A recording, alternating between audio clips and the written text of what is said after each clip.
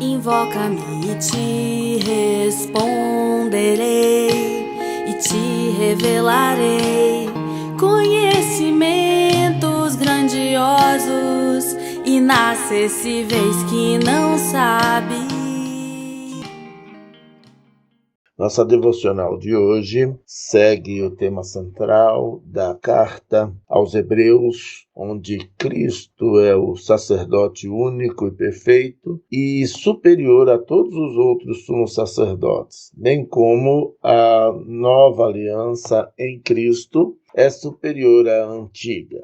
Uma grande dificuldade de compreensão do povo judeu, onde alguns estão esperando a vinda de Jesus até hoje. Isso está na carta aos Hebreus, no capítulo 7, versículos de 20 a 28, onde lemos: Visto que não é sem prestar juramento, porque aqueles sem juramento são feitos sacerdotes, mas este com juramento por aquele que lhe disse: O Senhor jurou e não se arrependerá, tu és sacerdote para sempre. Por isso mesmo, Jesus tem se tornado fiador da superior aliança. Ora, aqueles são feitos sacerdotes em maior número porque são impedidos pela morte de continuar. Este, no entanto, porque continua para sempre, tem o seu sacerdócio imutável. Por isso, também pode salvar totalmente os que por ele se chegam a Deus, vivendo sempre para interceder por eles. Com efeito, nos convinha um sumo sacerdote como este, santo, inculpável, sem mácula, separado dos pecadores e feito mais alto do que os céus, que não tem necessidade, como os sumos sacerdotes, de oferecer todos os dias sacrifícios, primeiro por seus próprios pecados, depois pelos do povo, porque fez isto uma vez por todas, quando a si mesmo se ofereceu. Porque a lei constitui sumos sacerdotes a homens sujeitos à fraqueza, mas a palavra do juramento, que foi posterior à lei, constitui o Filho perfeito para sempre. Lemos aqui uma descrição bem objetiva da superioridade de Jesus Cristo como único sacerdote, mediador, fiador da nova aliança, e os demais.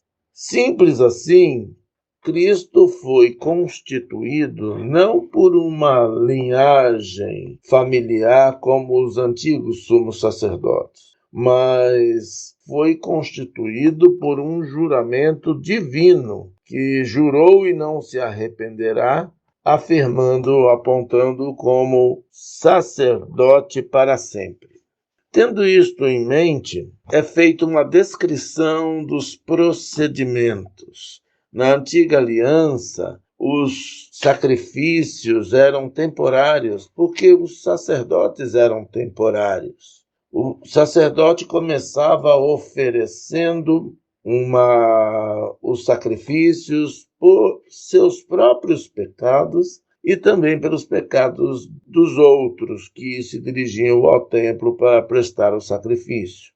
Já no caso de Jesus, ele foi o sacrifício definitivo e por isso o sacerdote para sempre.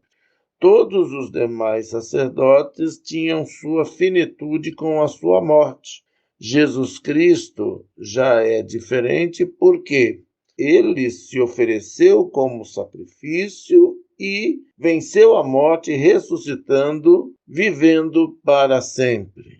Essa característica que deu autoridade a ele vem da sua santidade, vem do fato de que ele estava sujeito a todas as nossas fraquezas, mas não pecou, e se deu por amor a nós.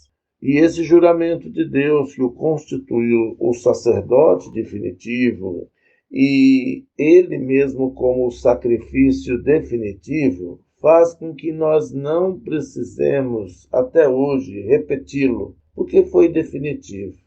Nós só temos que crer, aceitar, nos submetemos à sua autoridade para termos uma vida de liberdade no acesso direto ao coração do Pai pela mediação de Jesus.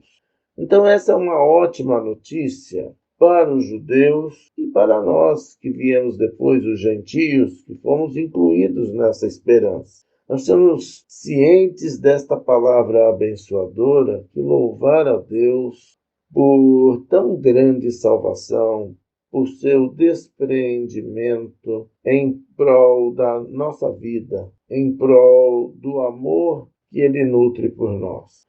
Nós louvamos a Deus por tão grande salvação e tão confiável sacerdote que é Jesus Cristo, nosso único e suficiente Salvador.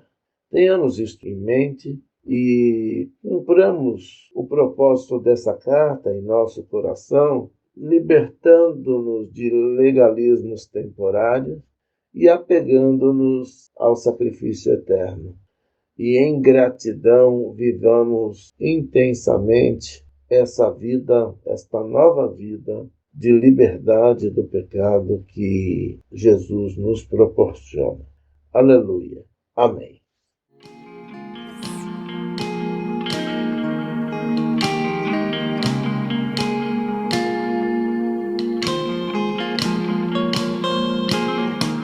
Invoca-me.